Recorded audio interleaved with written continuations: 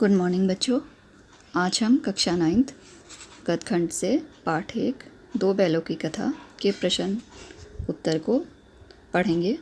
चलिए अपनी कॉपी निकालिए और प्रश्न 1 देखिए। प्रश्न 1, कांजी हाउस में कैद पशुओं की हाजिरी क्यों ली जाती होगी? कांजी हाउस में आवारा पशुओं को कैद करके रखा जाता था। ऐसे पशु जो दूसरों के खेतों में घुसकर फसलें नष्ट करते थे या लावारिस घूमते रहते थे, यहाँ बंद करके रखे जाते थे।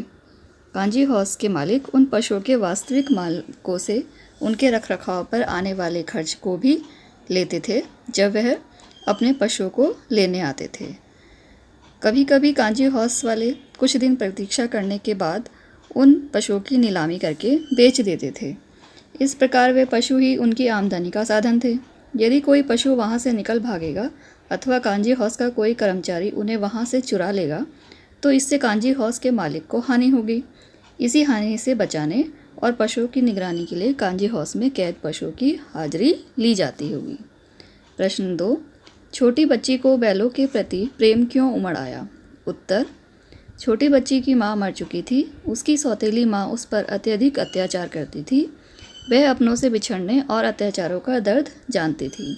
इसलिए जब उसने हीरा और मोती को अपने मालिक से बिछोड़ने और अत्याचारों के दर्द से छटपटाते देखा तो वह उनकी व्यथा को जानकर उनके प्रति उसके मन में प्रेम उमड़ आया। वह सोचने लगी कि यह भी उसी की तरह अभागे हैं, प्रेम से वंचित है, इसलिए उसमें उनके लिए सहानुभूति जाग गई।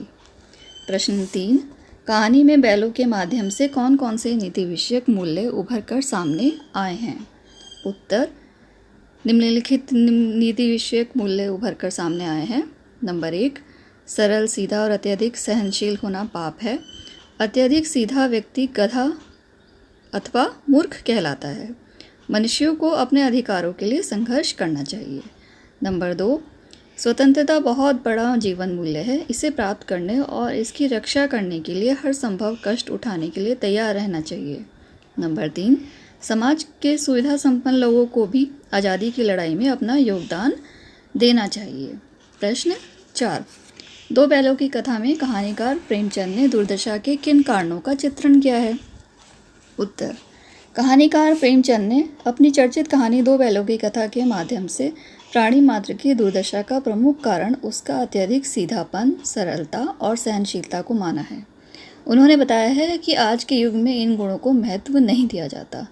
जो व्यक्ति स्वभाव से सीधे, सच्चे, सरल व्यवहार वाले तथा कष्टों को चुपचाप सहन कर जाने वाले होते हैं, उनका चतुर लोगों द्वारा लगातार शोषण होता रहता है।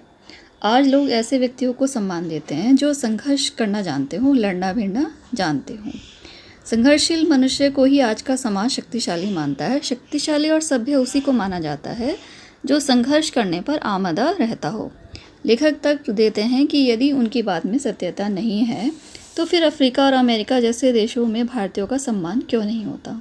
इसलिए क्योंकि भारतीय सीधे साधे और परिश्रमी तो हैं, साथ ही चोट खाकर अन्याय शोषण सहकर भी चुपचाप रह जाते हैं। यदि वह भी जापानियों के समान युद्ध करना, विरोध जताना सीख लें तो निश्चय ही उन पर अन्याय अत्याचार कम हो। कहानी के हीरा मोती बैलों का सटीक उदाहरण सामने है। अपनी सरलता और सहनशीलता के कारण वे शोषण के शिकार होते हैं, परंतु जैसे ही वे सींग चलाते हैं या विद्रोह करते हैं उन पर अत्याचार कम हो जाते हैं। प्रश्न 5, सच्चे मित्रों की क्या पहचान होती है? क्या हीरा और मोती सच्चे मित्र हैं?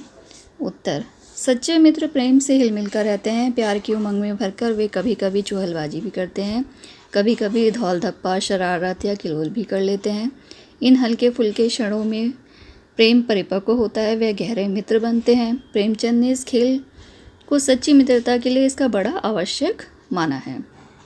हीरा और मोती बड़े पक्के मित्र हैं, उनमें एक दूसरे के लिए गहरा प्रेम है।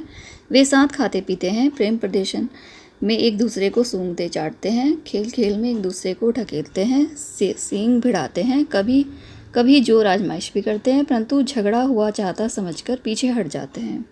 वे सच्ची मित्रता का प्रदर्शन भी करते हैं। एक बार ही नहीं, अनेक बार वे एक दूसरे का बोझ कम से कम करने का प्रयास करते हैं।